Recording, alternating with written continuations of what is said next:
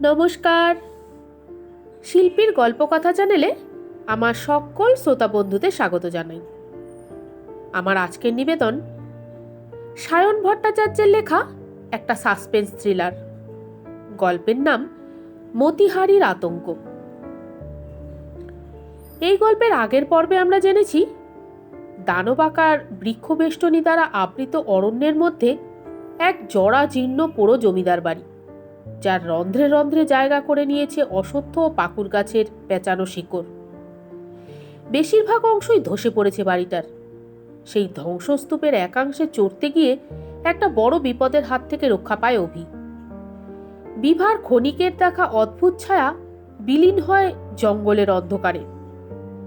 তারপর এই জঙ্গলে চার বন্ধুদের সঙ্গে কি ঘটতে চলেছে জানার জন্য চলুন যাওয়া যাক এই গল্পের দ্বিতীয় এবং অন্তিম পর্বে। মাঠের দিকে ফিরতি পথে একটা সুন্দর জিনিস চোখে পড়ল বিভার। বিভা বলে ওঠে, অভি, ওই দেখ, ওপরে ট্রি হাউস। এক প্রকাণ্ড গাছের মাথায় মাচা দিয়ে বানানো একটা ছোট্ট ঘর। রোদ বৃষ্টি আটকাতে চালা খড় আর নারকেল জাতীয় গাছের পাতা দিয়ে ঢাকা। 1.5 তলা বাড়ির সমান উচ্চতায় রয়েছে ওই ট্রি হাউসটি। গাছের গুড়ির সাথে আটকানো রয়েছে একটা দীর্ঘ মই, ওঠানামার ব্যবস্থা স্বরূপ। কিঞ্জরের মতো মানুষেরা জীবিকা নির্বাহের জন্য জঙ্গলে মধু কাঠ সংগ্রহ করতে এসে বন্যপ্রাণীর হাত থেকে রক্ষা পেতে এখানেই রাত কাটায়। মনে হয় ভেতরে কেউ নেই বলেই অভি মনে মনে ওপরে ওঠার ফন্দি করল। ট্রি হাউসটার কয়েকটা ছবি তুলে বিভা অভির মতলব বুঝে বলল, চল ফিরে যাই। উঠে দেখতে গিয়ে যদি আবার কোনো বিপদ ঘটে। অগত্যা তারা ফিরে চলল সেই বৃক্ষহীন প্রান্তরের দিকে।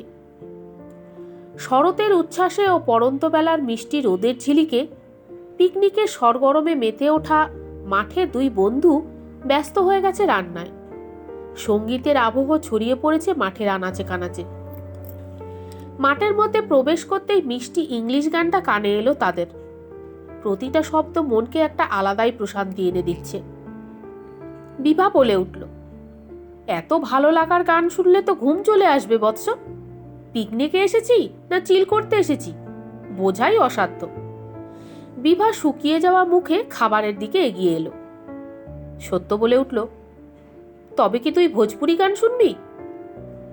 বিভা বলে উঠল, ওসব আমি শুনি না, বুঝলি ইডিয়েট, বলেই বাচ্চাদের মতো মুখ ফুলিয়ে থাকলো। রাতুল এক রাশ হাসি ফুটিয়ে সত্যের উদ্দেশ্যে বলল, আহা, অযথা চাটুর্যকে খেপাচ্ছিস কেন ভাই? ওর মুড সুইং হলে তুই সামলাবি তো? আই থিঙ্ক খিদে ওর পেটে ছুঁচোতে ডন দিচ্ছে, তাই ও ক্রেজি হয়ে উঠেছে। অভি মাঠের মধ্যে পায়চারি করে বেড়াচ্ছিল। মাঠের এক প্রান্ত, যেটা ঘন গাঢ় বনানীর প্রবেশপথ, সেখানকার ভেজা সোদা মাটিতে অসংখ্য কুকুরের পায়ের ছাপ। মনে মনে ভাবল, পোলোকে তো সে এদিকে নিয়ে আসেনি, তবে এতগুলো কিসের ফুটপ্রিন্ট? বনের মধ্যে নিশ্চয়ই শেয়ালের বসতি রয়েছে। এই ভেবে সে আরো একটু এগিয়ে গিয়ে দেখতে থাকলো। বাম পাশের ঝাঁকালো গাছটার গুড়িতে বড় বড় আঁচড় আর কালচে লাল রং লেগে থাকতে দেখে অভি খুব কাছ থেকে তাতে দৃষ্টি নির্বন্ধ করল। তারপরে বলে উঠল, ও মাই গড, এ তো শুকিয়ে যাওয়া রক্ত। রক্ত এখানে কি করে এলো? এত রক্ত লেগে রয়েছে গাছে। আর এই আঁচড়ের দাগ তো শেয়ালের থাবার নয়, বড় ভাল্লুকের মতো কোনো প্রাণীর। ভাল্লুকই বা এখানে আসবে কি করে? না না, বিভা ঠিকই বলেছিল, এই জায়গাটা সুবিধার নয়। অভির মনে ভয়ের একটা রেশ খেলে গেল। কিছু আগে বিভার সেই চিন্তিত ভয়ার্ত মুখ মনে আসতেই বন্ধুদের এ ব্যাপারে না জানানোই ঠিক হবে বলে সিদ্ধান্ত নিল অভি। বন্ধুদের কাছে এসে অভি বলল, সন্ধে তো এক লহমায় নেমে আসবে, খাবার কি রেডি হয়েছে? একটু তাড়াতাড়ি সেরে বাড়ির দিকে রওনা হলে ভালো হতো না? একদম স্বাভাবিক ছন্দে ভয়কে ধামাচাপা দিয়ে অভি কথাগুলো বলে চলল। অভির কথা কেটে কিঞ্জর বলে উঠল, বাবুরা, আমার আনা খেজুরের রসটা খেয়ে দেখুন। সত্য বলল, আরে হ্যাঁ, ভুলেই গেছিলাম, এখন থাক, বরং খাওয়ার পরে পানীয় হিসেবে পান করা যাবে। রাতুল রান্নার এক পাশে কিছুটা কাঁচা মাংস থাকতে দেখে বলল, কিরে সত্য, তুই এগুলো হাঁড়িতে না ঢেলে আলাদা করে রেখেছিস কেন? সত্য বলে উঠল, আমি তো রাখিনি। কথাটা কানে যেতে কিঞ্জর এসে বলল, বাবু, আমি যে প্রথমেই বলেছিলাম আমি কিছুটা মাংস নেব, তাই প্রথমেই সরিয়ে রেখেছি। অভি বলল, আচ্ছা বেশ, তুমি কাজ সারো কিঞ্জর।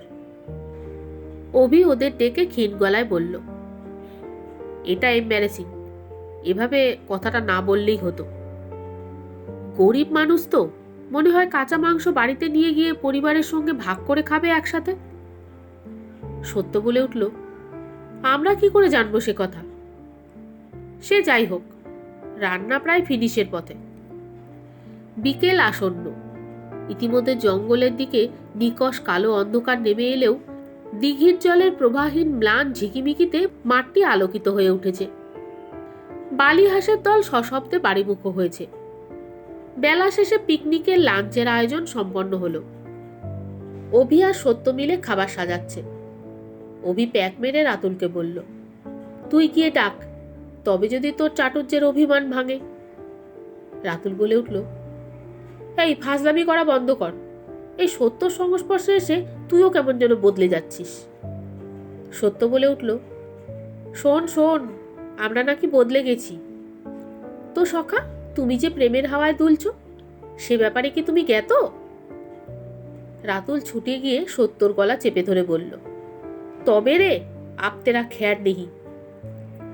অভি দুজনকে ছাড়িয়ে দিয়ে বলল, আরে যা, বাচ্চাদের মতো মারামারি করছে। এই রাতুল, তুই যা বিভাকে ডেকে নিয়ে আয়। রাতুলও খেপে গেছে সত্যর ওপর। অভি বলে উঠল, কাম ডাউন দুজনে, 1 থেকে 3 অবধি কাউন্ট কর। শেষমেশ মাথা ঠান্ডা করে রাতুল বিভার কাছে চলে গেল। রাতুল শান্ত সুরে বলল, বিভা, খেতে চল। বিভা আনমনে দিঘির দিকে তাকিয়ে বসে আছে। রাতুলের উপস্থিতি সে টেরই পায়নি। রাতুল ঝুঁকে পড়ে ডেকেও কোনো উত্তর পেল না। মুখটা যখন বিভার কাঁধের খুব কাছে, তখন রাতুলের গলা দিয়ে আর স্বর বেরোলো না। দমকা বাতাস দিঘির ওপর দিয়ে বয়ে তাদের পাশ কাটিয়ে চলে গেল। বিভার চুলগুলো হাওয়ায় রাতুলের চোখে নাকে মুখে পড়তে লাগলো। এক মুহূর্তে কেঁপে উঠল তার গোটা শরীর। রাতুলের নিঃশ্বাসের ছোঁয়ায় ধ্যান ভাঙল বিভার। তবে অনুভব করল তার শরীর সময়ের সাথে সাথে থমকে গেছে। শুধু হৃৎপিণ্ডের প্রবল করাঘাত গোটা দেহে তরঙ্গায়িত হচ্ছে।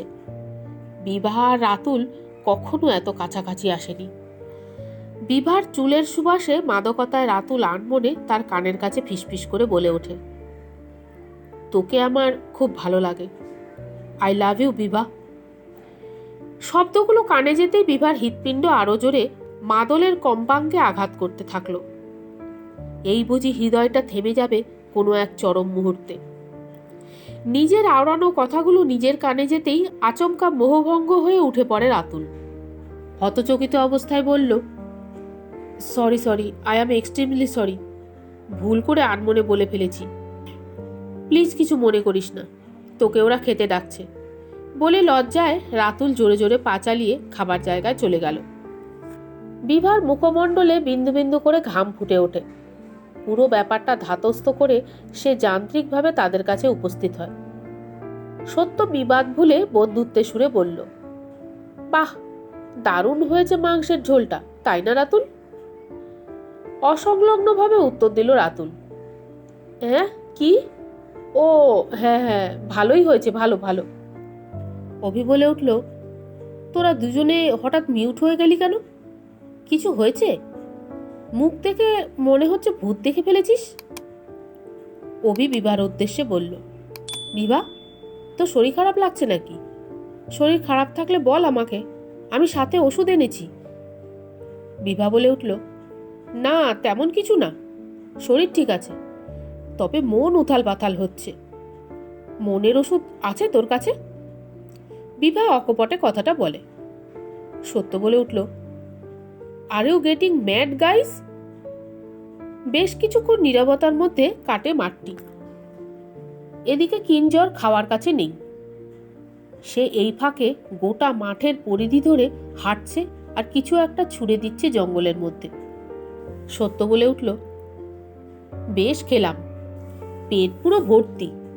ডেজার্ট হিসেবে রসগোল্লা না থাকলে ঠিক জমতো না। সত্য পেট পুজো সম্পন্ন করে শতরঞ্চির ওপরে এসে বসে। রাতুলও তার পাশে এসে বসে। অভি বলে উঠল, কিঞ্জর, এবার বাসনগুলো ধুয়ে গাড়িতে উঠিয়ে দিলেই তোমার কাজ শেষ।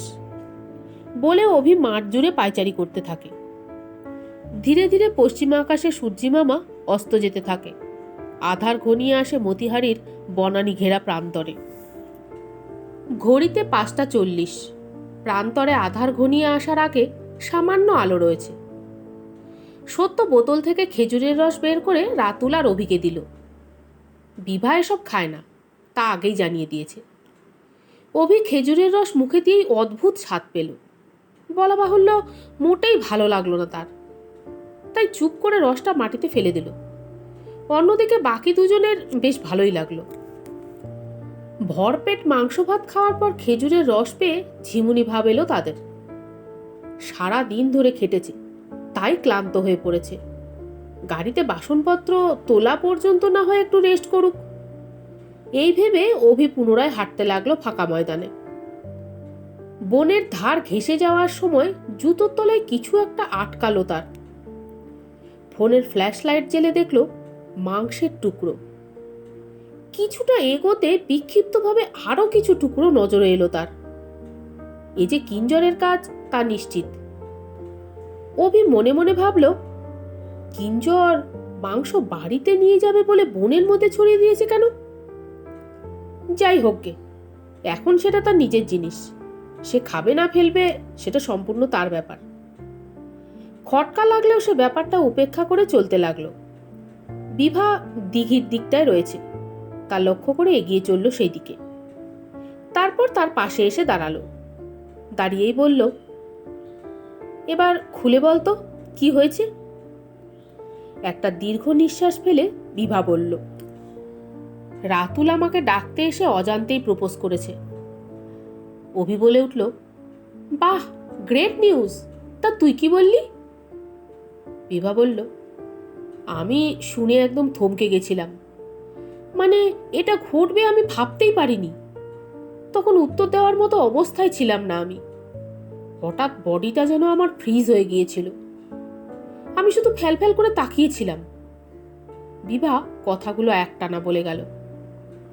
অভি বলে উঠল, যাক, তোর ইচ্ছে মতো রাতুল আগেই কনফেস করলো, এবার তোর পালা। আর 2 দিনের মধ্যেই তো সবাই নিজ কর্মক্ষেত্রে ফিরে যাব। তার আগেই তোকে ওর সামনে যা বলার বলে দিতে হবে। Best of luck.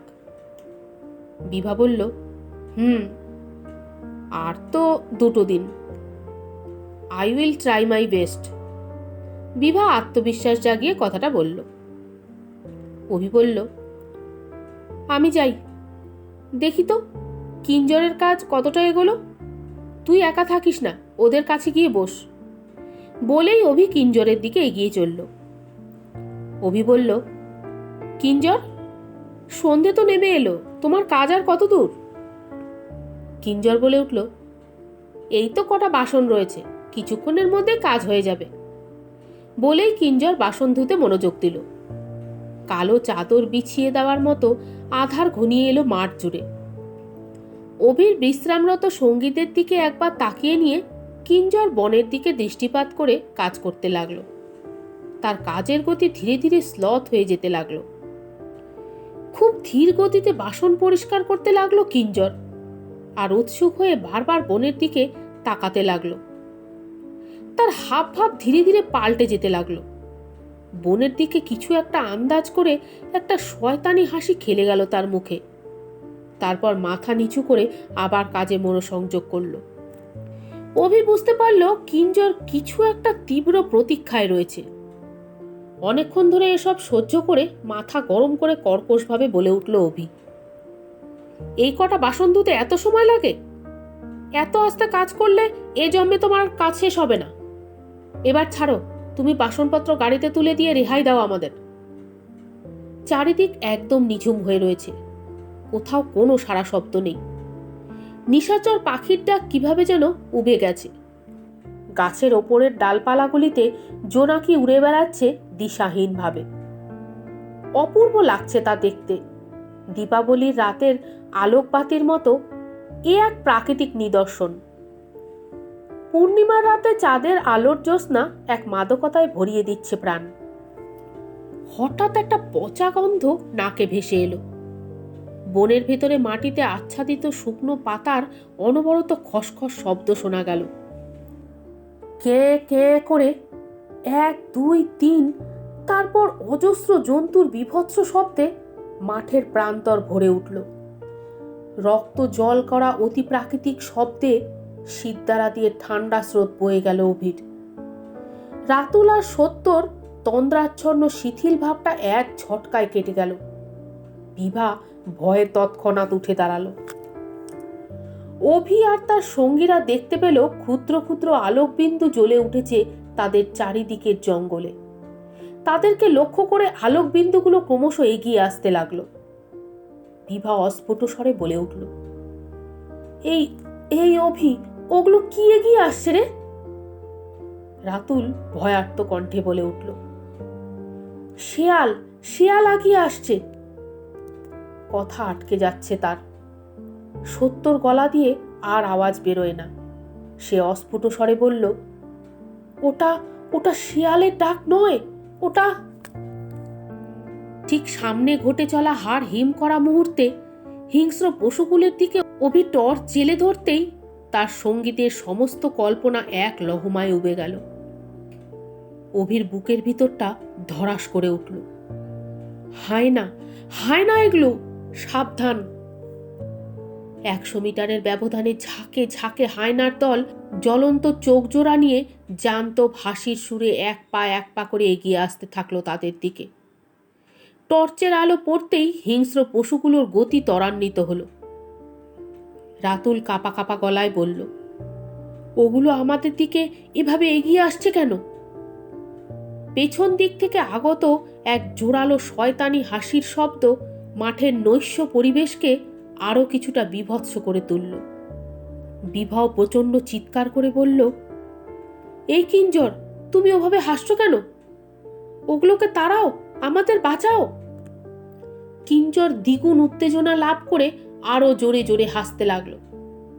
আজ তাদের মহাভোজ, আজ আমার সন্তানেরা ক্ষুধার্ত থাকবে না বলেই পাশবিক হাসির রেশ বজায় রেখে কিঞ্জর জঙ্গলের অন্ধকারে মিলিয়ে গেল। আর দেখা গেল না তাকে। পালে পালে হায়নার দল জঙ্গল ছেড়ে বেরিয়ে এসে আরো একবার সম্মিলিত কণ্ঠে রক্ত জল করা উল্লাস ধ্বনি করে উঠল। অন্ধকার বিদীর্ণ করে প্রবল আক্রোশে ঝাঁপিয়ে পড়ল রাতুল আর সত্যের ওপর। রক্তপিপাসু হায়নারা কামড় বসাতে লাগলো তাদের শরীরে। অভি চেঁচিয়ে বন্ধুদের উদ্দেশ্যে বলে উঠল, পালা পালা, মাঠ ছেড়ে রাস্তার দিকে দৌড়া সবাই।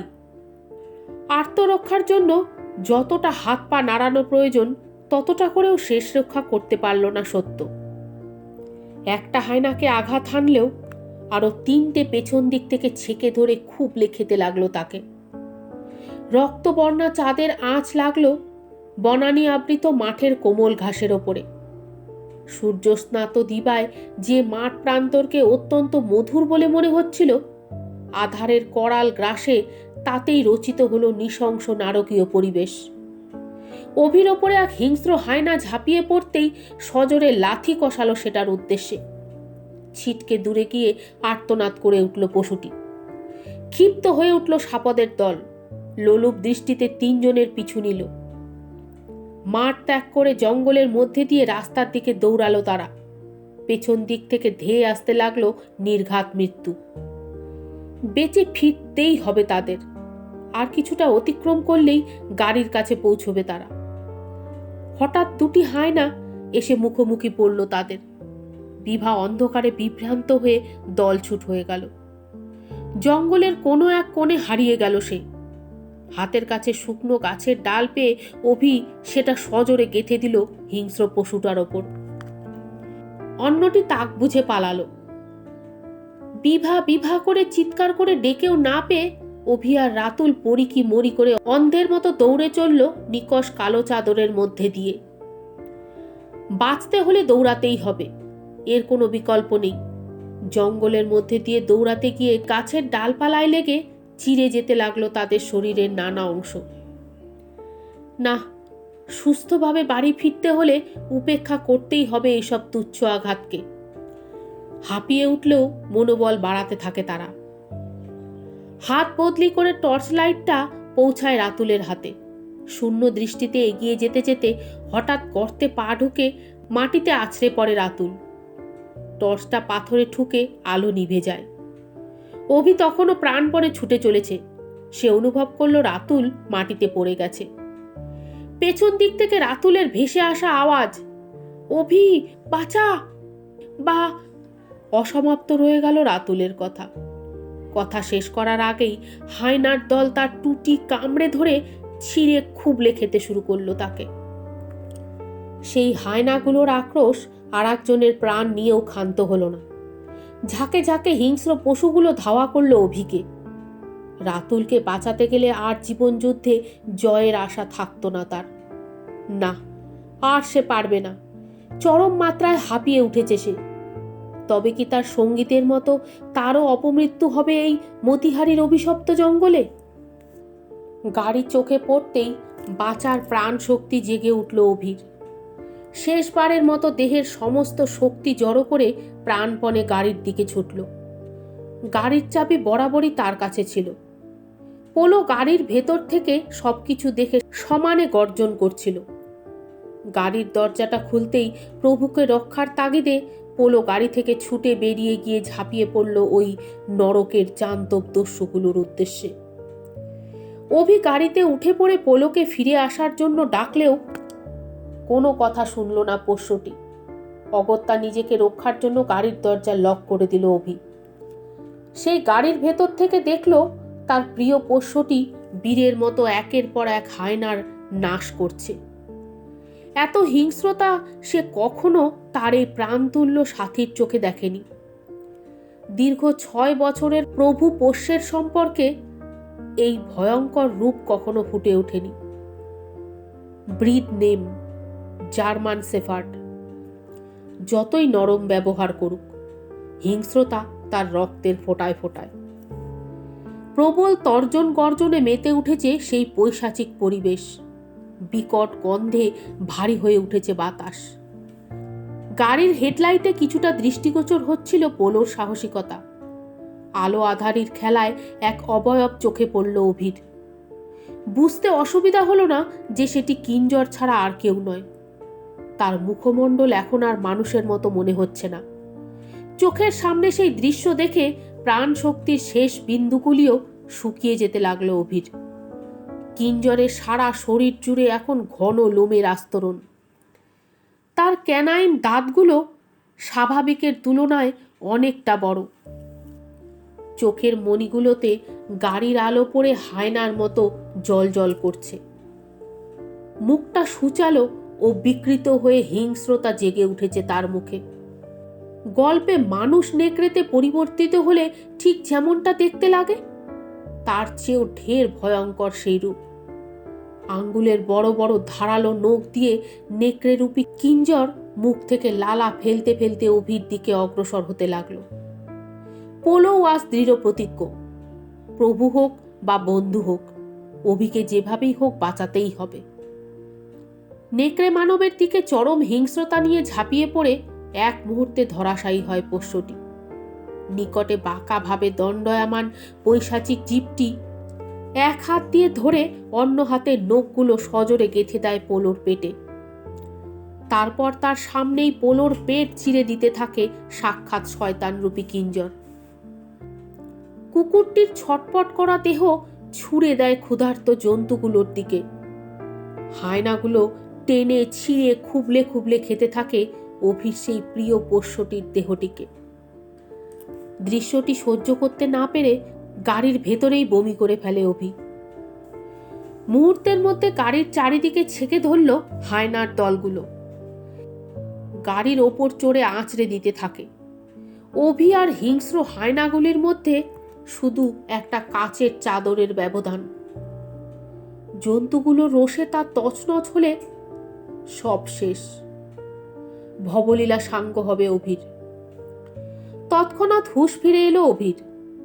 শ্বাসরুদ্ধ পরিস্থিতিতে গাড়ি স্টার্ট দিয়ে হর্ন বাজিয়ে পশুগুলোকে দূরে সরিয়ে কোনো রকমে ঘুরিয়ে গতি নিতে থাকলো গাড়িটি। শেষমেশ জান্তব আক্রোশ থেকে রেহাই পেল গাড়িটি। ফিরতি পথে গাড়ি ছুটিয়ে নিয়ে যেতে থাকলো অভি। কিন্তু সে তার সঙ্গীদের ওই জঙ্গলে ফেলে রেখে এলো। এই ভাবনা তাকে কুড়ে কুড়ে খেতে লাগলো। হয়তোবা কোনো দৈব ইচ্ছায় সে ওই নরক থেকে ছাড়া পেয়েছে, মৃত্যুর কবল থেকে রক্ষা পেয়েছে। সে পেরেছে। ওই অসীম দুর্ভোগের রাতেও মৃত্যুপুরী থেকে বেঁচে ফিরতে পেরেছে। গাড়ি ফুল স্পিডে চালিয়ে ভাঙাচোরা রাস্তায় উঠল অভি। পাশ দিয়ে গাছগুলো সাঁ সাঁ করে অতিক্রম করছে। স্টিয়ারিং ঘোরাতে সামান্য ভুল হলেই গাড়ি উল্টে গিয়ে বড় একটা দুর্ঘটনা ঘটে যাবে। তাই নিজেকে সামলে সাবধানে চালাতে থাকলো গাড়ি। মতিহারিকে পেছনে ফেলে গাড়ি উঠে গেল গজলডোবার বড় রাস্তায়। একটা গাড়িও রাস্তায় চলছে না। ঘুটঘুটে অন্ধকার, আর ডান পাশ দিয়ে শোঁ শোঁ শব্দে বয়ে যাচ্ছে তিস্তা মহানন্দা ক্যানেলের জল। মাথা ঝিমঝিম করা শুরু হয়েছে অভির। গাড়ির একমাত্র প্যাসেঞ্জার তথা ড্রাইভার নিয়ে ছুটে চলেছে অসীমের লক্ষ্যে। চোখ বুজে আসছে অভির। মাথা আর কোনো ব্যাপারে সায় দিচ্ছে না। হাতগুলো ধীরে ধীরে নিঃসাড় হয়ে আসছে। উল্টো দিক থেকে আগত গাড়ির আলোতে অভির চোখ ধাঁধিয়ে ওঠে। কন্ট্রোল হারিয়ে ফেলে গাড়ির। গাড়িটি ব্রেক ফেল করে সজোরে ধাক্কা মারে ক্যানেলের ধারের গাছটিতে। পলকের মধ্যে অন্ধকার নেমে আসে অভির চোখে। রাত্রি স্তম্ভিত হয়ে প্রতীক্ষায় থাকে দিবার আশায়। একই ছন্দে কলকল রবে বয়ে চলে স্রোতস্বিনীর জল। মানুষের কোলাহলের শব্দ ক্রমশ বাড়তে বাড়তে মোহভঙ্গ ঘটে অভির। সে নিজের অবস্থা ও অবস্থান সম্পর্কে জ্ঞান শূন্য। গত রাতের এক স্বপ্নের রেশ এখনো শরীর জুড়ে বয়ে যাচ্ছে। কিন্তু সে তো নিজের রুমে নেই, কিংবা রাতুলের বাড়িও এটা নয়। আবছা দৃষ্টিতে ঘরটিতে পরখ করতে অনেক বেড ও লোক সমাগম চোখে পড়ে। কপালে একটা তীব্র ব্যথা অনুভব করে। তাকে উঠে বসতে দেখে একটা নার্স এগিয়ে আসেন। বলেন, এখন কি একটু ভালো লাগছে মিস্টার মৈত্র? চোখটা আলতো করে তুলে অবাক হয়ে অভি ক্ষীণ গলায় ধীরে ধীরে বলে, হ্যাঁ ভালো, খুব উইক লাগছে। কিন্তু আমি এখন কোথায়? আর আপনি আমার নাম জানেন কি করে? নার্সটি বলে উঠল, আপনার ওয়ালেটের আইডি থেকে আপনার নামটা জানা গেছে। বাই দ্য ওয়ে, আপনাকে এখন আর কথা বলতে হবে না, পরে সব জানতে পারবেন। এখন আমার সাথে আস্তে আস্তে আসুন, ফ্রেশ হয়ে নেবেন। নার্সের কথা মতো দুর্বল শরীর নিয়ে নার্সকে ধরে অভি বাথরুমে আসে। আয়নার সামনে দাঁড়াতেই চোখ কপালে ওঠে। কপাল জুড়ে ব্যান্ডেজ বাঁধা, সারা শরীর জুড়ে ক্ষতের চিহ্ন। স্বপ্ন নয়, সমস্তটাই বাস্তব। গত রাতের ঘটনাগুলোর সম্মুখীন সে সত্যি হয়েছিল, কিন্তু মতিহারি ছেড়ে রাস্তা ধরে এগিয়ে যাওয়ার পরের ঘটনাগুলো কিছুই তার মনে নেই। এখানেই বা পৌঁছলো কি করে? তবে কি সে এখনো দুঃস্বপ্নের দুনিয়ায় পাক খাচ্ছে?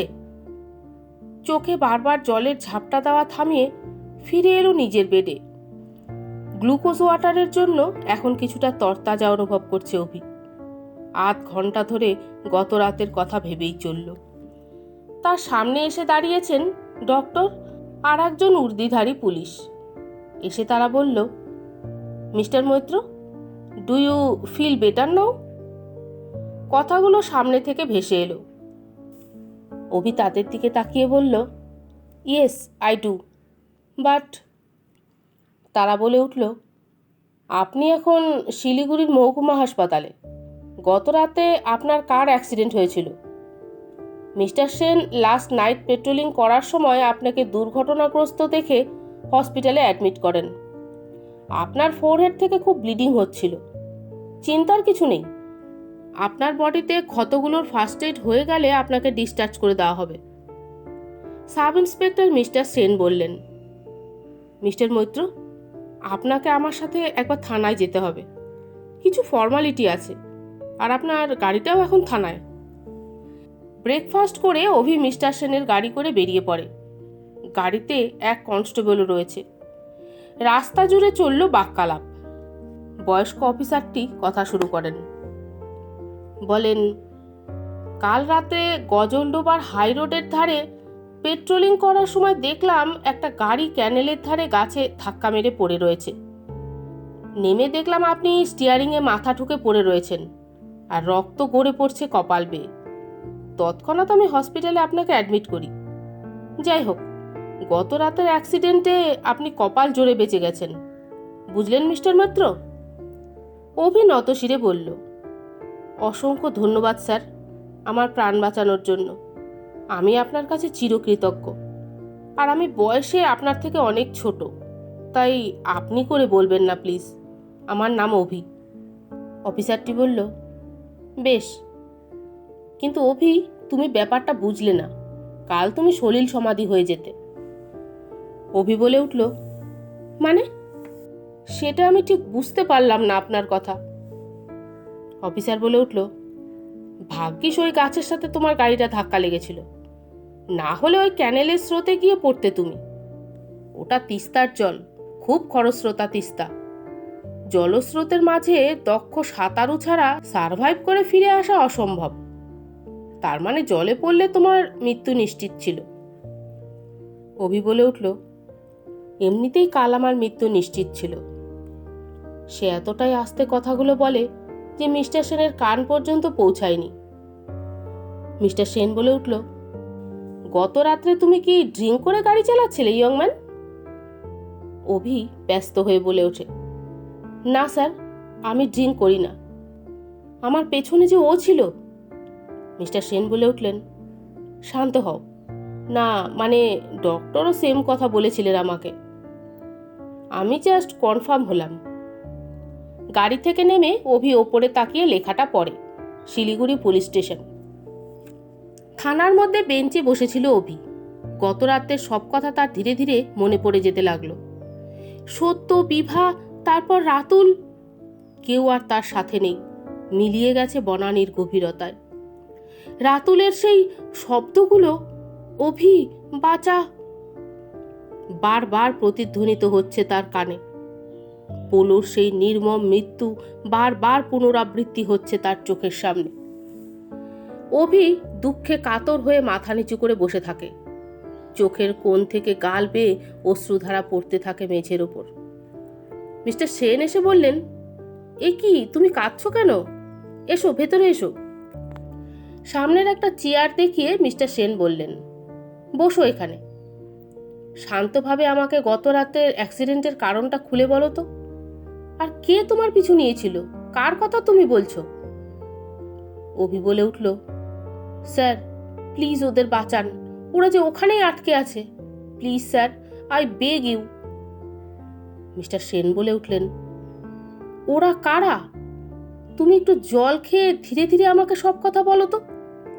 এ ব্যাপারে আমি তোমাকে সর্বাধিক সাহায্য করতে পারবো, তাই যা জানো সব খুলে বলো। অভি ঢোক গিলে বলতে শুরু করে, আমি নর্থ কলকাতার বাসিন্দা স্যার। বন্ধুদের সাথে, মানে সত্য, বিভার সাথে শিলিগুড়িতে রাতুলের বাড়িতে ঘুরতে আসি। আমরা 4 বন্ধু, সবাই একই কলেজে পড়তাম। তো রাতুলের কথা মতো গতকাল সকালে আমরা 4 জনে মিলে মতিহারির গ্রামে পিকনিকের জন্য বেরিয়ে পড়ি। ভুল পথ অনুসরণ করায় আমরা বনের গভীরে প্রবেশ করি। কিঞ্জর নামে একটা লোকের সাথে আমাদের দেখা হয়। সবিস্তারে সব কথা খুলে বলে অভি। সেই দুঃসহ রাতের বিবরণ অতি কষ্টে গলা দিয়ে বের হয় তার। মিস্টার সেন বলে ওঠেন, ও মাই গড, এত সাংঘাতিক ব্যাপার! তার মানে তোমার বন্ধুরা এখনো ওখানেই আটকে আছে, ওই বনে? অভি বলে ওঠে, মেবি স্যার, আমি শিওর নয়, কারণ হিংস্র পশুর দল আমার ওপর আক্রমণ করেছিল। ওরা আতেও বেঁচে আছে কিনা আমি জানি না। বলেই অভি হাউ হাউ করে কাঁদতে শুরু করে। মিস্টার সেন বলেন, আহা, তুমি ভেঙে পড়ো না অভি, আমি দেখি কি করা যায়। আগে থানার ওসিকে খবরটা দিতে হবে। It's an emergency.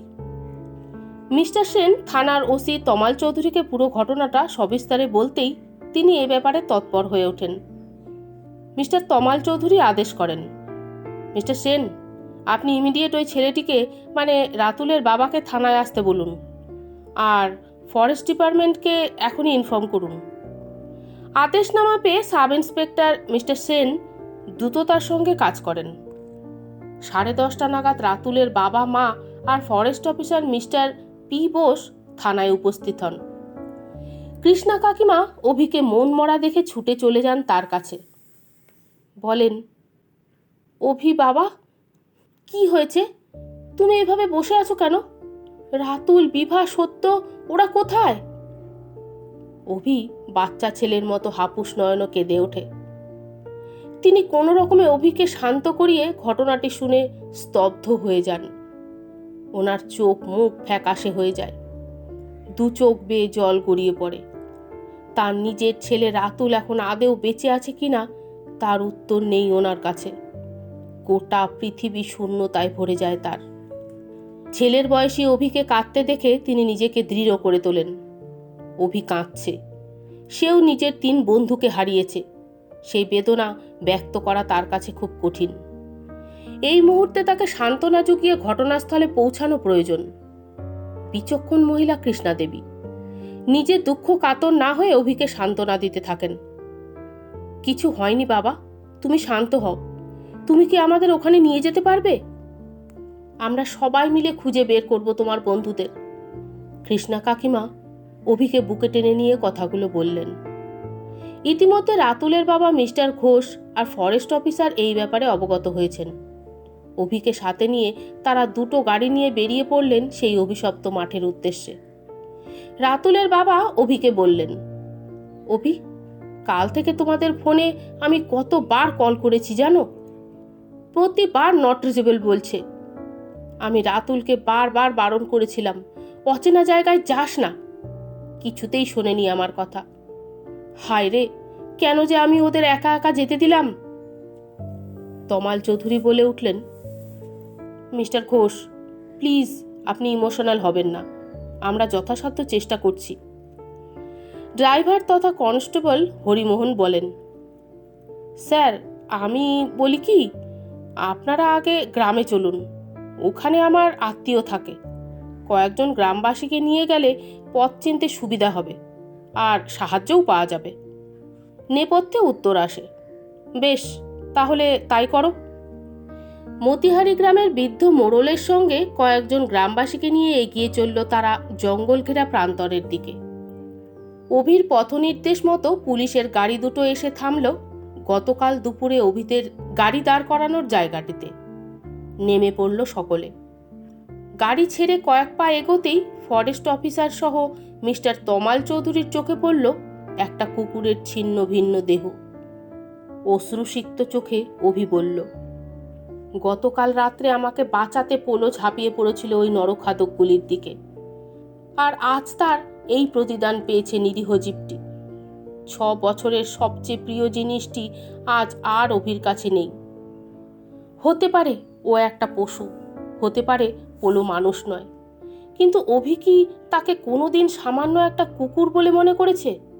বরং বন্ধুর মর্যাদা দিয়েছে তাকে, সন্তানের মতো আগলে রেখেছে, আদর করেছে। এরপর অফিস থেকে ফেরার পর আর কেউ পায়ের কাছে এসে গা ঘেঁষবে না, আনন্দে গা চেটে দেবে না। এইসব ভাবতেই অভির বড় একাকিত্ব বোধ হয়। পুলিশ অফিসারটি বললেন, চলুন মিস্টার মৈত্র। সরু পথ ধরে এগোনোর সময় জঙ্গলের ধার ঘেঁষে কিছু একটা চকচক করতে দেখে অভি থেমে গেল। জিনিসটি হাতে তুলে নিল অভি, বিভার সেই প্ল্যাটিনামের নেকলেসটা। অভি বলল, স্যার, এই দেখুন, এটা বিভার। রাতুল এটা চেয়ে নিজের কাছে রেখেছিল। স্যার, রাতুল এখানেই কোথাও আছে। মিস্টার চৌধুরীর আদেশে 2 জন গ্রামবাসী সহ একজন কনস্টেবল বনের ভেতরটা খুঁজে দেখতে চলে যায়। মিস্টার পি বোস চারিদিকটা নজরদারি চালাচ্ছিলেন। হঠাৎই একটা পশুর মৃতদেহ দেখে সবাইকে জড়ো হতে ডাক দেন। হরিমোহনের গলা দিয়ে বেরিয়ে আসে শব্দটি, নেকড়ে বাঘ। গত রাত্রে গাছের ডাল দিয়ে আঘাত করা হায়নাটি এখন মৃত। পেটের জ্বালায় অন্য হায়নারা আহত হায়নাটিকেও রেহাই দেয়নি, ছিঁড়ে খেয়েছে তাকে। এতক্ষণ ফরেস্ট অফিসারটি অভির কোনো কথাই বিশ্বাস করেননি, সম্পূর্ণ ব্যাপারটাকে অবাস্তব বলে মনে করেছিলেন। কিন্তু এখন তার চোখের সামনে একটা আস্ত হায়নার মৃতদেহ। এতক্ষণের অবাস্তব কাল্পনিক কথন বাস্তব ঘটনায় রূপান্তরিত হয়। মাঠের মধ্যে প্রবেশ করে তারা। গত রাত্রে সেই রক্ত জল করা অভিজ্ঞতার কথা মাথায় আসতেই আতঙ্কে অভির গলা শুকিয়ে আসে। কিন্তু না, কোথাও অন্ধকার নেই, না রয়েছে সেই ভয়ঙ্কর পাশবিক হাসি আর চিৎকার। গতদিনের মতোই চারিপাশটা প্রাকৃতিক সৌন্দর্যে ভরপুর, তবে তার মধ্যেই যে লুকিয়ে আছে পৈশাচিক অভেদ্য অন্ধকার, তা অভিবাদে বাকিদের অজানা। একইভাবে মাঠের মাঝে বিছানো রয়েছে সেই শতরঞ্জিটা, তাতে এখনো রয়েছে রাতুলের খুলে রাখা জামা আর স্পিকারটা, তারই পাশে পোড়া কাঠ সমেত উনুন। মিস্টার ঘোষ এগিয়ে এসে জামাটা তুলে নেয় আর বলে ওঠে, এ তো আমার ছেলের জামা। বয়সের ভারে ঝুঁকে পড়া মোড়ল বললেন, এর আগেও এই জঙ্গলে এসে গ্রামের দু একজন নিখোঁজ হয়েছে, কিন্তু তাদের কি হয়েছিল তা কেউ জানে না। এখন দেখছি উত্তরটা স্পষ্ট। এই ছোকরার মুখে কিঞ্জরের নাম শুনে অবাক হয়েছিলাম। কিঞ্জর যে এখনো বেঁচে আছে তা অদ্ভুত ব্যাপার। অভি বলে, স্যার ওই দিকটায় একটু খুঁজে দেখুন, ওই দিকে একটা পুরো বাড়ি রয়েছে। ওসি তমাল চৌধুরী বনের দিকে এগোতে এগোতে বললেন, এই জঙ্গলের ভেতরে পোড়ো বাড়ি, স্ট্রেঞ্জ। আর আপনি বললেন কিঞ্জর বেঁচে আছে কিনা, তার মানেটা কি? সবাই মিলে বনের মধ্যে প্রবেশ করে। মোড়ল এগিয়ে যেতে যেতে বলতে শুরু করেন, বহুকাল আগের কথা। যা বলবো তা আমার বাবা আমাকে বলে গিয়েছিলেন। মতিহারি গ্রামের পরিধিটা আগে অনেকটাই বড় ছিল। বনের খোলামেলা দিকটাই ছিল মতিহারির বিশাল জমিদার বাড়ি। কিঞ্জর বহু বছর ধরে ওই বাড়িতে চাকর হিসেবে নিযুক্ত ছিল। বনে যে শিয়াল জাতীয় এসব হিংস্র প্রাণী ছিল তা সে জানত। একদিন 3টে হায়না শাবক বনে পড়ে থাকতে দেখে নিয়ে আসে নিজের ঘরে। বড় হওয়ার সাথে সাথে সেগুলোর খিদেও বাড়তে থাকে। প্রায়শই জমিদার বাড়ি থেকে হাঁস, মুরগি, গৃহপালিত পশু উধাও হতো। একদিন ঘটল এক বীভৎস ঘটনা। পাহারা দেবার সময় পাহারাদারদের ওপরে ঝাঁপিয়ে পড়ে হায়নাগুলো তাদের খিদে মেটাতো। তাদের প্রাণপণ চিৎকারে লোক জড়ো হয়। আহত লোকটিকে কোনো রকমে পশুগুলোর হাত থেকে বাঁচানো হয়। আটক করা হয় সদ্য বড় হয়ে ওঠা হায়নাগুলোকে। গ্রামবাসী রোষ গিয়ে পড়ে ওই পশুগুলোর ওপর। গরম জল ঢেলে নিরীহ জীবগুলোকে নির্মমভাবে মারা হয়। কিঞ্জর গ্রামবাসীদের আটকানোর বহু চেষ্টা করে। হিংস্র পশুগুলিকে পোষা আর চুরির অপরাধে বেধড়ক পিটিয়ে তাকে মেরে ফেলা হয়। মৃত্যুর মুখে ঢলে পড়লে জমিদার বাড়ির পেছনে মাটি খুঁড়ে তাকে পুঁতে দেওয়া হয়। বছর 4 পর কেউ ভয়াবহভাবে জমিদার বাড়ির সকলকে হত্যা করে আগুন জ্বালিয়ে দেয়। কে তাদের হত্যা করেছিল, কিভাবে আগুন লেগেছিল তা আর জানা যায়নি। কিছুক্ষণ থেমে শ্বাস নিয়ে মোড়ল আবার বলল, তবে পরে একটা গুজব রটেছিল। আমি তো সেটাকে পুরোটাই ভাওতা বলে মনে করি। তমালবাবু বললেন, আচ্ছা কি গুজব রটেছিল মোড়ল মশাই? আপনি বলুন, বেশ ইন্টারেস্টিং লাগছে কিন্তু। মোড়ল মশাই বলে চললেন, শুনেছি কোনো এক তান্ত্রিকের আগমন হয়েছিল সেই রাতে। মাটি খুঁড়ে সে কিঞ্জরের মৃতদেহ নিয়ে যায়। কোনো এক ভয়ঙ্কর তন্ত্র বলে জাগিয়ে তোলে কিঞ্জরকে। তারপর আর কিছু জানা যায়নি। তাই তো কিঞ্জরের নাম শুনে আমি চমকে উঠেছিলাম। এই ছোকরা যখন তাকে দেখেছে তখন নিশ্চয়ই কিঞ্জর রয়েছে বনের আড়ালে। মিস্টার পি বোস বললেন, আবার এটাও তো হতে পারে কেউ কিঞ্জরের নাম নিয়ে ভয় দেখাচ্ছে আর পাছে কাঠচুরি, বন্যপ্রাণ হত্যা করে চোরাকারবারি চালাচ্ছে। বৃদ্ধ মোড়ল মশাই বলে উঠলেন, অসম্ভব কিছুই না। আমার মতো অনেকেরই এই গল্প জানা। অভি গোপন করে যায় ভয়ঙ্কর কথাটি। তার চোখের সামনে কিঞ্জরের নেকড়েতে রূপান্তর। হয়তো এ কথা বললে তারা সকলে তাকে পাগল ভাববে, তাই মনের মধ্যে আবদ্ধ করে রাখে কথাটিকে। গল্প শুনতে শুনতে তারা উপস্থিত হয় ধ্বংসস্তূপ আশ্রিত দালানের সামনে। অভি সমস্ত কথায় সত্য প্রমাণিত হয়ে তারা পোড়ো বাড়ির চারপাশে চিরুনি তল্লাশি করতে শুরু করে। রক্তের ছাপ লাগা বাসন্তী রঙের জামার কিছু অংশ পাওয়া যায় জঙ্গলের মধ্যে। অভি দেখে নিশ্চিত হয় যে সেটি সত্যের জামার ছেঁড়া অংশ। মিস্টার ঘোষ সব শুনছিলেন আর দেখছিলেন। ওনার ছেলের মতো সত্য আর বিবাহ নিখোঁজ। তবে কি আর ওই ছেলেমেয়েগুলো বেঁচে নেই? অভি কপাল জোরে বেঁচে ফিরতে পেরেছিল করাল গ্রাস থেকে। সে না ফিরলে আজ অন্ধকারেই হারিয়ে যেত ব্যাপারটা। জানতেই পারতেন না কোন ঘটনায় এসব ঘটেছে। এসব কথাগুলো তার মনের মধ্যে কাল বৈশাখীর ঝড় তুলছে। তারপর পা কাঁপতে কাঁপতে মাটিতে বসে পড়লেন তিনি। চেঁচিয়ে উঠলেন, হা ঈশ্বর, এ কি যন্ত্রণা দিলে আমায়। অভি রাতুলের বাবাকে জড়িয়ে ধরে। হঠাৎই ট্রি হাউসের কথাটা মাথায় আসে। সবাইকে সেদিকে আঙ্গুল দিয়ে ইশারা করে ছুটে যায় অভি। পিছু নেয় বাকিরা। মস্ত গাছটির সামনে এসে থামে।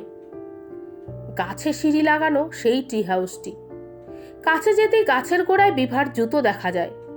জুতোটি ছিঁড়ে টুকরো টুকরো করা হয়েছে। ওপরের দিকে ট্রি হাউসটির কাছে সিঁড়িটা ভাঙা, কিন্তু গতদিন তো একেবারে ঠিক ছিল সিঁড়িটি। তবে রাতারাতি ভেঙে গেল কি করে? অভি প্রবল আত্মবিশ্বাস জড়ো করে বলে উঠল, স্যার, ওপরে উঠে একবার চেক করতেই হবে। তাদের মাঝে একজন গ্রামবাসী কাঠুরে ছিল। তার তৎপরতায় সিঁড়ি বা মইটি মেরামত করা হলো। অভি আর কাঠুরে লোকটি তত্তর করে সিঁড়ি বেয়ে গাছের ওপর সেই ঘরটিতে উঠে এলো। অভি ঘরটির বেড়া দ্বারা নির্মিত দরজাটি খুলতে গিয়ে বাধা পেল। দরজাটি ভেতর থেকে কেউ আটকে রেখেছে। দুজনে মিলে ধাক্কা দিতে সম্পূর্ণভাবে খুলে গেল দরজাটি। চোখ পুনরায় কপালে উঠল অভির। ঘরের মেঝেতে অচেতন হয়ে পড়ে রয়েছে তার সমবয়সী একটা মেয়ে। এখনো শ্বাস নিচ্ছে সে। হাতে এখনো পালস ধরা পড়ছে তার। অভির গলা দিয়ে অস্ফুট স্বরে বেরিয়ে এলো, বিভা। অভি চেঁচিয়ে বলে ওঠে, sir, we need help. Bibha senseless হয়ে এখানে পড়ে রয়েছে। সবাই মিলে দড়ির সাহায্যে অতি সাবধানে বিভাকে নামিয়ে আনে। তমালবাবু বললেন, হরিমোহন, তুমি ইমিডিয়েট অভি আর বিভাকে নিয়ে হসপিটালে চলে যাও। রাতুলের বাবাকে আশ্বস্ত করে তমাল চৌধুরী মাঠেই থেকে যান। বলেন, মিস্টার ঘোষ, ডোন্ট ওয়ারি, আমরা আরও খুঁজে দেখছি চারিদিকটা। আপনি বরং ওদের সঙ্গে যান, মেয়েটাকে আগে বাঁচান। তৎক্ষণাৎ গাড়ি বেরিয়ে পড়ে হসপিটালের অভিমুখে। তমালবাবু রেগে গিয়ে বলেন, মিস্টার বোস, এটা আপনাদের ইগনোরেন্স। এই জঙ্গলে হিংস্র পশু বাস করে তা আপনারা আগে থেকে সচেতন করেননি কেন? বিপদের একটা সাইনবোর্ডও চোখে পড়ল না আমার। মিস্টার বোস বলে উঠলেন, স্যার, মতিহারির জঙ্গলে যে হায়নার মতো হিংস্র প্রাণী থাকতে পারে তা আমাদের গোটা ডিপার্টমেন্টের কাছে অজানা। আমি কথা দিচ্ছি স্যার, এরিয়াটা কনসার্ট ফরেস্টের তালিকায় নথিভুক্ত করব উইথ প্রপার সিকিউরিটি। আর গ্রামবাসীদের মধ্যে ক্যাম্পেইন চালিয়ে অ্যাওয়ারনেস বাড়ানোর দিকে অগ্রসর হবে। তমালবাবু বলে উঠলেন, আপনি দ্রুত এই বনে মানুষের প্রবেশ নিষিদ্ধ করুন। পশুদেরও তো নিশ্চিন্তে থাকার স্বাধীনতা দিতে হবে। পি বোস কাচুমাচু করে বললেন, শিওর স্যার, হয়ে যাবে সব কিছু। আমি এ ব্যাপারে অভিমৈত্রকে পুরস্কৃত করার কথা ভাবছি। তমাল চৌধুরী তিক্ত হেসে বলে উঠলেন, প্রাণের বন্ধুর মূল্য পুরস্কার? এক বেলার মধ্যে পুরো জঙ্গলের তল্লাশি নেওয়া অসম্ভব, তাই ফিরে গেল অরণ্যভেদীর দল। সিদ্ধান্ত নেওয়া হলো এখন কয়েকদিন এভাবেই চলবে খানা তল্লাশি। শিলিগুড়ির বন বিভাগ এতে সচেষ্ট হয়ে যথাসাধ্য সাহায্য করবে। বনের মধ্যে প্রবেশ করা অপর দল অনেক খুঁজেও বের করতে পারেনি রাতুল আর সত্যের কোনো চিহ্ন। বরং ঘন ঝোপঝাড়ে দেখা মিলেছে আর 4-5টা প্রাপ্তবয়স্ক হায়নার। হিংস্রতার কোনো ছাপ নজরে আসেনি তাদের। মিস্টার পি বোসের আদেশে বনে বেশ কিছু চেক পয়েন্ট বসানো হলো, সিসিটিভি আর থার্মাল ক্যামেরাও। হিংস্র পশুগুলোর গতিবিধির ওপরে নজরদারি রাখতে এত শত আয়োজন। শিলিগুড়ির হাসপাতালে অ্যাডমিট করা হয়েছে বিভাকে। চিকিৎসকরা বহু চেষ্টা চালাচ্ছেন তার জ্ঞান ফেরানোর জন্য। ঘণ্টা তিনেক পরেও একইভাবে বিভা অচেতন হয়ে পড়ে থাকে। অভি ঘণ্টায় ঘণ্টায় তাকে দেখে আসছে। সারা দিনটা এইভাবেই অতিক্রম হয়। সারা রাত হাসপাতালেই পড়ে থাকে অভি। চেতনাহীন দেহে সেই ভয়ঙ্কর রাতের ছবিগুলো ফুটে উঠছে। মনের কোনো এক কোণে পুনরাবৃত্ত হতে থাকলো গত রাতের সেই ঘটনাগুলো। জ্ঞানশূন্য অবস্থায় ক্রমশ উত্তেজিত হতে থাকলো বিভার গুরু মস্তিষ্ক। সেই রাতের ঘটনাগুলো এখন জলের মতো স্বচ্ছ। অভি আর রাতুলের থেকে বিচ্ছিন্ন হয়ে বিভা বিভ্রান্তের মতো ছুটে চলে এদিক সেদিক। হাত সাতেকের ব্যবধান। পিছু নিয়েছে 3 সাপদ। কোথায় যাবে সে? অন্ধের মতো ছুটে বেড়াচ্ছে প্রাণ রক্ষার তাগিদে। হায়নার খপ্পরে একবার পড়লে মর্মান্তিক পরিণতি হবে তার। প্রাণ হাতে নিয়ে ছুটে চলেছে সে। হৃদস্পন্দন এতটাই বেড়ে উঠেছে যে মনে হচ্ছে যেন এই বুঝি হৃৎপিণ্ডটা ফেটে ছিন্ন ভিন্ন হয়ে যাবে। জল তেষ্টায় গলা শুকিয়ে যাচ্ছে। শ্বাস নিতেও খুব কষ্ট হচ্ছে তার। সর্বনাশ বুঝি ওত পেতে বসেছিল বিভার আশায়। কিমভূতের ন্যায় দাঁড়িয়ে রয়েছে বহু বছর ধরে প্রকৃতির আস্ফালনে বেড়ে ওঠা নাম না জানা বিভিন্ন ধরনের তরু। চাঁদের আলো মাটিতে পৌঁছতে তীব্র আপত্তি জানাচ্ছে। ব্রততীর মায়াজালে বিদ্ধ হয়েছে তরু গুল্মের ঝাড়। আষ্টে পিষ্টে জড়িয়ে আধারের ঘনঘটায় দৈত্যের আকার ধারণ করেছে বনানীর এই রূপভেদগুলো। প্রত্যহের মতো একাকিত্বের বেড়াজালে বন্দি চাঁদ আজও নির্লিপ্তের ন্যায় জ্যোৎস্না ছড়াচ্ছে। নির্মম রাতের একমাত্র সাক্ষী করে রাখতে চায় চাঁদকে। বিপদ সত্যি সময় বুঝে আসে না। তার ওপর এ তো মরার ওপর খাড়ার ঘা। পড়ে থাকা গাছের ডালে পা আটকে মাটিতে লুটিয়ে পড়ে বিভা।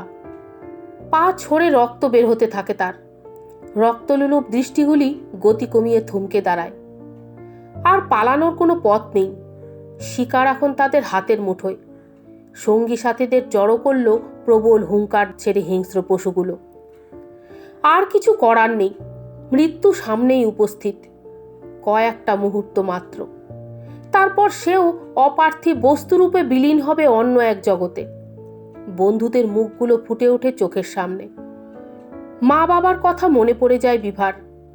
বাবার হাত ধরে প্রথম স্কুলে যাওয়া, মায়ের বকার মধ্যে ভালোবাসার ছোঁয়া, বন্ধুদের সাথে টিফিন ভাগ করে খাওয়া, ছোটবেলার সব স্মৃতিগুলো মনকে ছুঁয়ে পাশ কাটিয়ে চলে যেতে থাকে তার।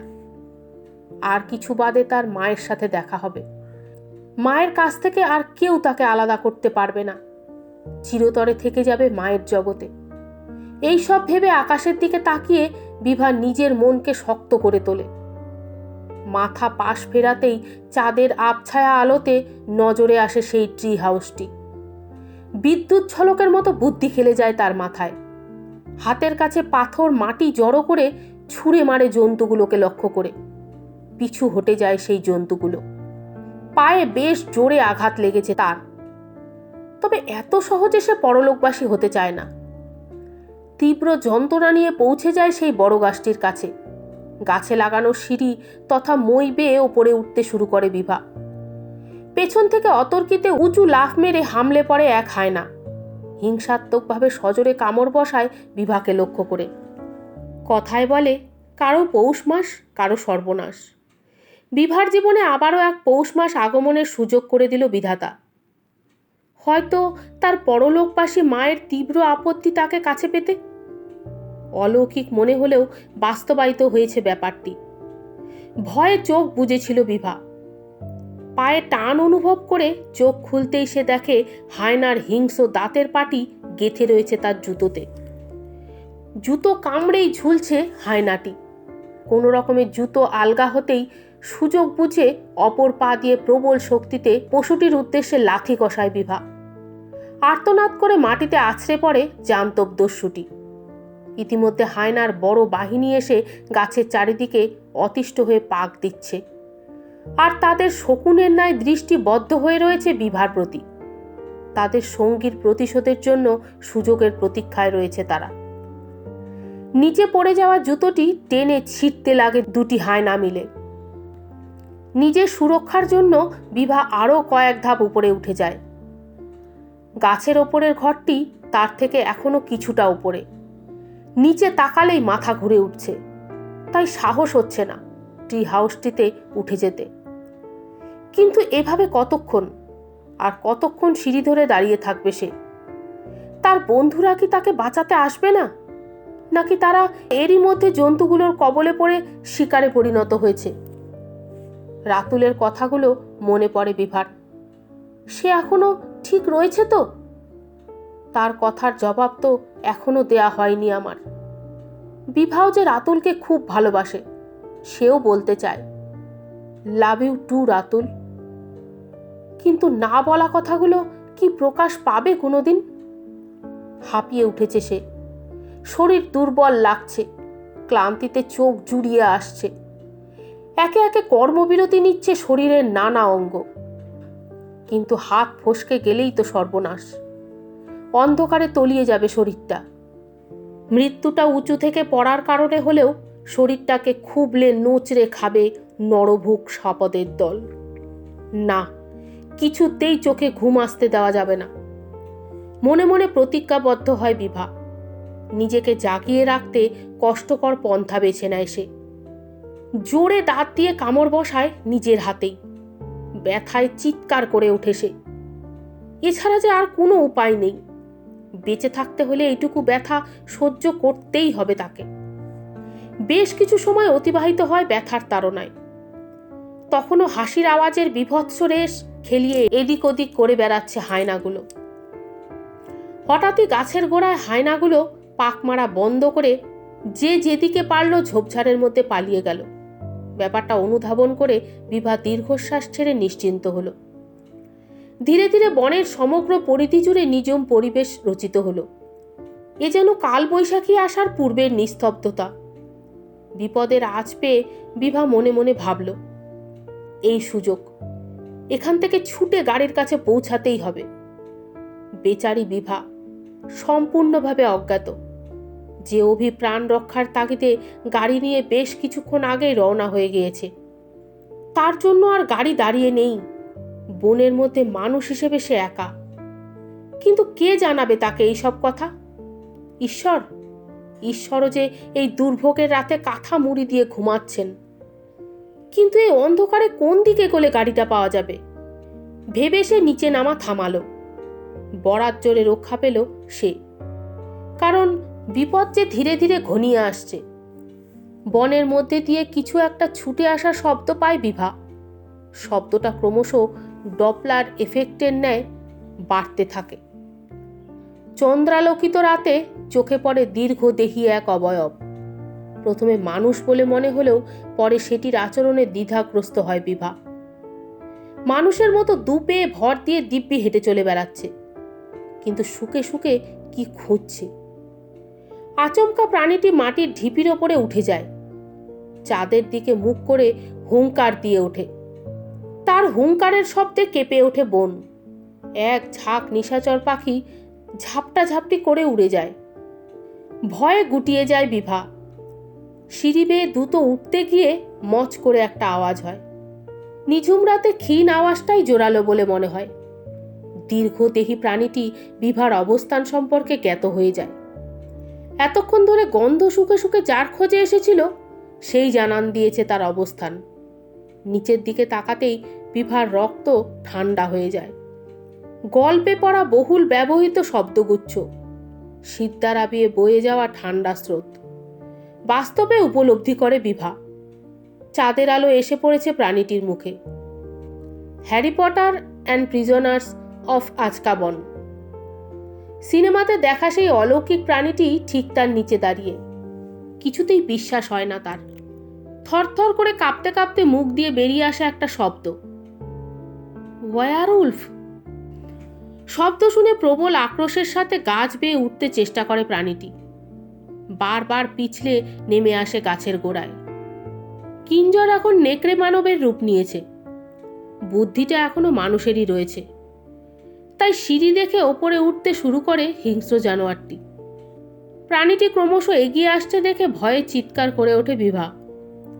হাত পা দ্রুত চালিয়ে সে ট্রি হাউসে উঠতে শুরু করে। প্রাণীটি ক্রমাগত তার ধারালো নখ সিঁড়িতে বসিয়ে খড় খড় আওয়াজ করতে করতে ওপরে উঠে আসে। বিভার খুব কাছেই পৌঁছে যায় সেটি। বিভা ট্রি হাউসে ঢুকে দরজা ভেতর থেকে চেপে প্রাণপণে আটকে রাখে। রুদ্ধশ্বাস মুহূর্তে ট্রি হাউসে নেকড়ে মানবটি পা রাখতেই সিঁড়িটি তার ভার সামলাতে না পেরে ভেঙে পড়ে। উঁচু থেকে মাটিতে পড়ে জানোয়ারটির একটি পা দুমড়ে ভেঙে যায়।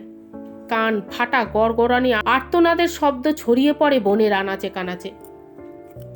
প্রবল ভয়ে মূর্ছিত হয়ে বনানীর অন্তর্হিত ট্রি হাউসে নেতিয়ে পড়ে বিভা। নতুন একটা সকাল। শহরের লোকজন ছোটাছুটি করে বেড়াচ্ছে হেসেলের রসদ জোগাতে। একদল পায়রা খেলার প্রতিযোগিতায় অবতীর্ণ হয়েছে বাধাহীন গগনে। হসপিটালের চারপাশে চায়ের দোকানে গুটিকতক লোক চায়ের কাপে চুমুক দিয়ে আড্ডায় মেতেছে। চলছে দেশ বিদেশের যুক্তিতর্ক। কিছু দোকানের শাটার খুলে শুরু হয়েছে ধোয়া মোছার পালা। হসপিটালের সিঁড়ির কাছে ব্যালকনি থেকে চোখে পড়ে বাজারটা। মস্ত বড়, হরেক রকম সবজি নিয়ে বসেছে ব্যবসায়ীরা। প্রাতঃভ্রমণে এসে শুরু হয়েছে দাম দর। চা শেষ করে অভি গিয়ে বসলো স্টিলের বেঞ্চে। এত মানসিক অশান্তিতেও কৃষ্ণা কাকিমা রাতে এসে অভিকে খাবার দিয়ে বাড়ি গেছেন। মনে বিশ্বাস রেখেছেন ছেলে বাড়ি ফিরে আসবেই, কিন্তু নিয়তি খণ্ডানোর চেষ্টা অর্থহীন। মনুষ্য জাতির এই এক গুণ, চরম বিপত্তির সময়ও ধৈর্য না হারিয়ে ঈশ্বরের ওপরে বিশ্বাস রাখেন। কর্মের ওপরে বিশ্বাস রাখা, আশায় খাটে চাষা, তাতে ফল হোক আর নাই হোক। সকাল 9টার দিকে জ্ঞান ফেরে বিভার। শারীরিক অবস্থার সংকটমোচন এখনো হয়নি। খবর পেয়ে অভি ছুটে যায় বিভার রুমের দিকে। ইতিমধ্যে রুমে ডাক্তার আর নার্সরা মিলে ট্রিটমেন্ট চালাচ্ছেন। বেশ কিছুক্ষণ পর ডাক্তার বেরিয়ে এসে জবাব দেন, মিস্টার মৈত্র, ওনার গার্জিয়ান বা ফ্যামিলি মেম্বারকে ইমিডিয়েট আসতে ইনফর্ম করুন। She is still in danger. I think her condition gets worse with time. Don't worry, I am doing my best. Abhi অনুরোধের সঙ্গে ডাক্তারকে বলল, স্যার, আমি কি একবার বিভার সাথে দেখা করতে পারি? ডাক্তারবাবু বলে উঠলেন, ওকে, বাট ফর ফিউ মিনিটস। কোনোভাবেই পেশেন্ট যেন উত্তেজিত না হন, এই ব্যাপারে খেয়াল রাখবেন। বলেই ডাক্তার হনহন করে বেরিয়ে চলে গেলেন। অভি দরজা ঠেলে রুমে প্রবেশ করল। বিভা চোখ বুজে বেডে শুয়ে আছে। মুখটা ফ্যাকাশে হয়ে গেছে।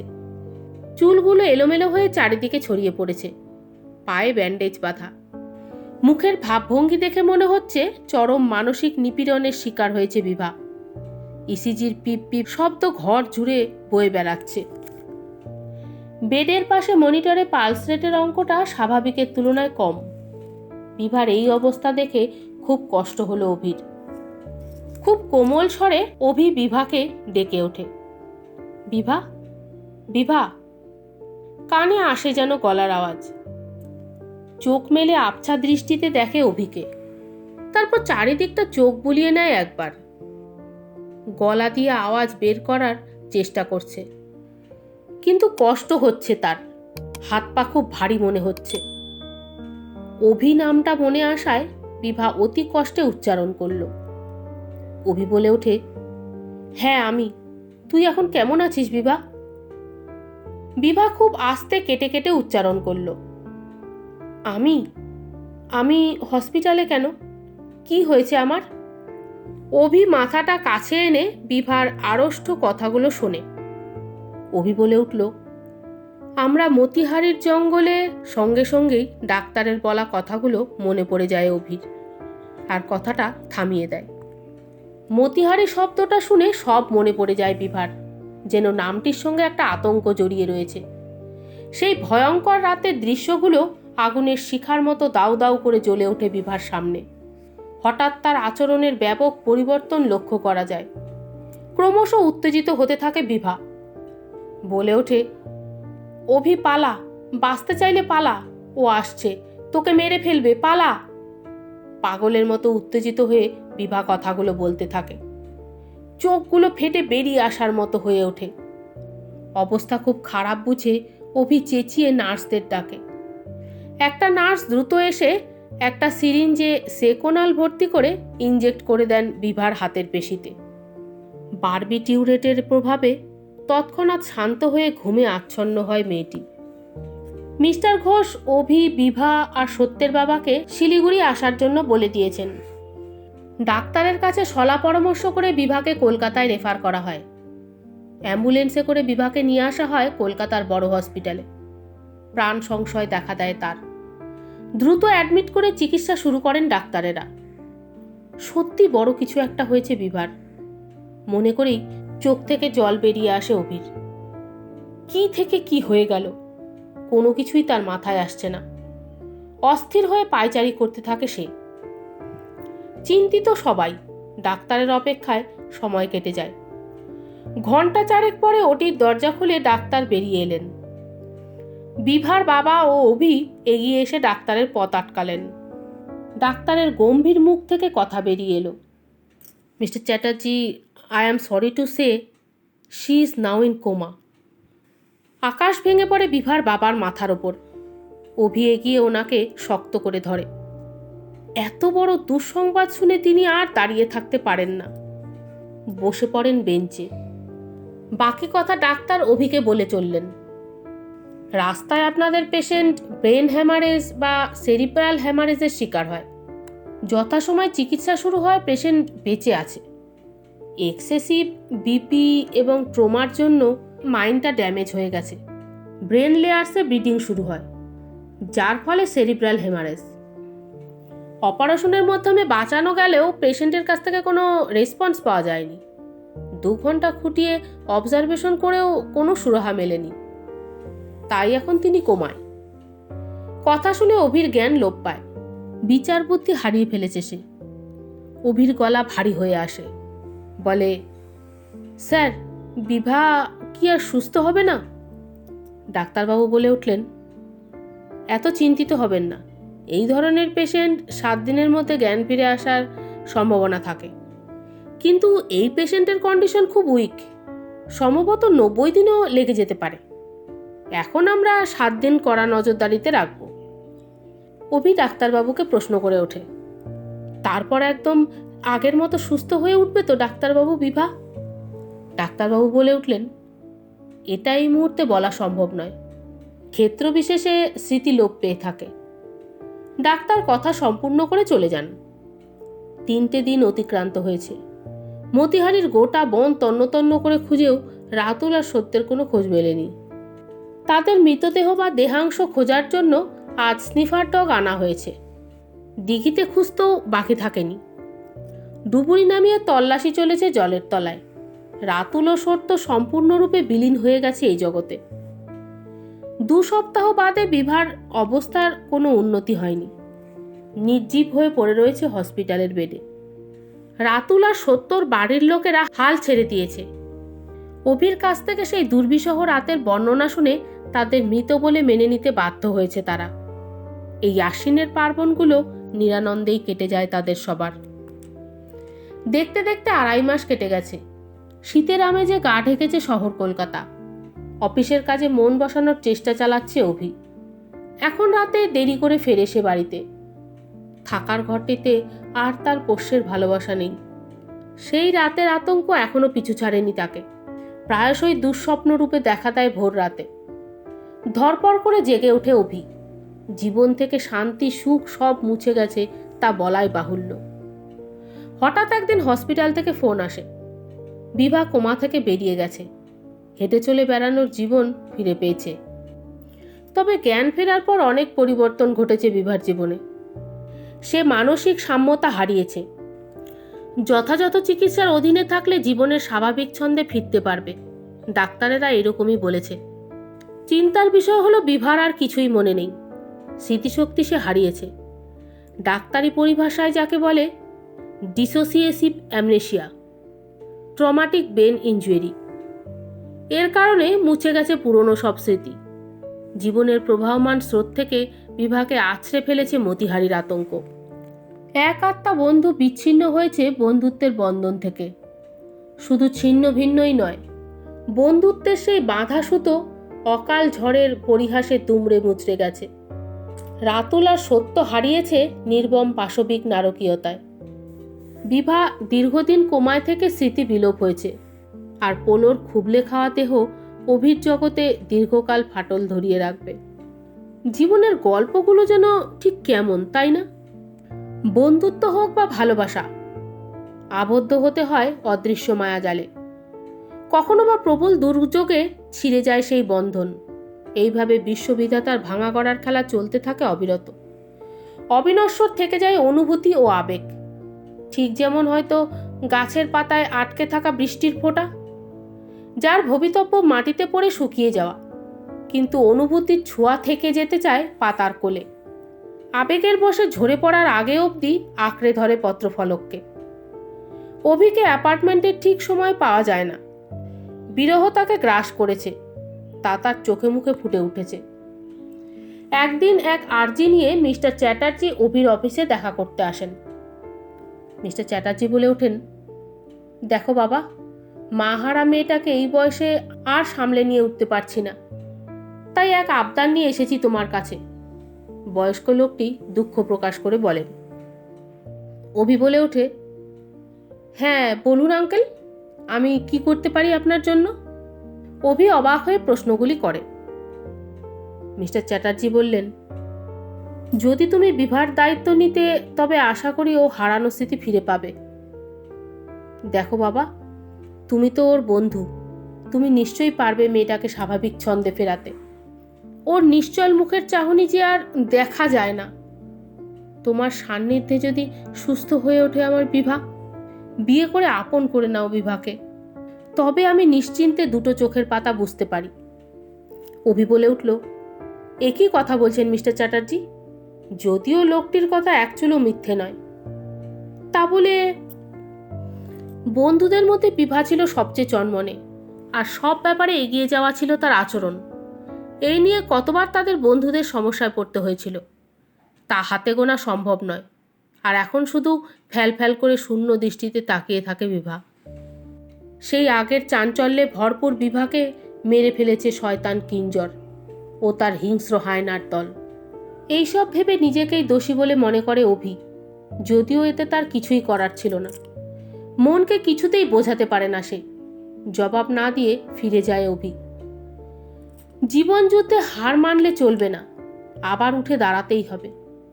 কারোর পাশে থেকে যদি অন্যের উপকার করা সম্ভব হয়, তবে তার নিজের মনের যন্ত্রণাটাও কিছুটা কমবে। মনের নিভৃত কোণে থেকে উত্তর আসে, প্রবীণ অসহায় মানুষটির অনুরোধ মেনে নাও অভি। মতিহারির বনে প্রত্যহের মতো আজও দিনের আলো ফুটেছে, সৌন্দর্য বিকৃত হচ্ছে চারিদিকময়। ভাঙা বাড়িটার কাছ থেকে আতঙ্কের রেশ ফিসফিস আওয়াজে ভেসে আসে। আবারও নিশ্চয়ই পথ ভুল করে মানুষ আসবে এই জঙ্গলে বনভোজনের উদ্দেশ্যে। হায়নার সংখ্যা দিন দিন আরও বাড়বে, যেমন বাড়ল দুটো। তারপর একদিন অন্ধকার ছেড়ে আলোতেই শিকার করব আমরা। ছিঁড়ে খাবো এই নিষ্ঠুর পৃথিবীর নিষ্ঠুর মানুষগুলোকে। সমাপ্ত। এই গল্পটা যদি আপনাদের ভালো লেগে থাকে, তাহলে প্লিজ প্লিজ লাইক করবেন, শেয়ার করবেন। আপনারা কি ধরনের গল্প শুনতে চান তা আমার কমেন্ট বক্সে অবশ্যই জানাবেন। আমার আরও নতুন নতুন গল্পের আপডেট পেতে আমার চ্যানেলটা সাবস্ক্রাইব করে বেল আইকনটা প্লিজ দাবিয়ে দেবেন। সকলে সুস্থ থাকবেন, ভালো থাকবেন। দেখা হবে আগামী গল্পে। ধন্যবাদ।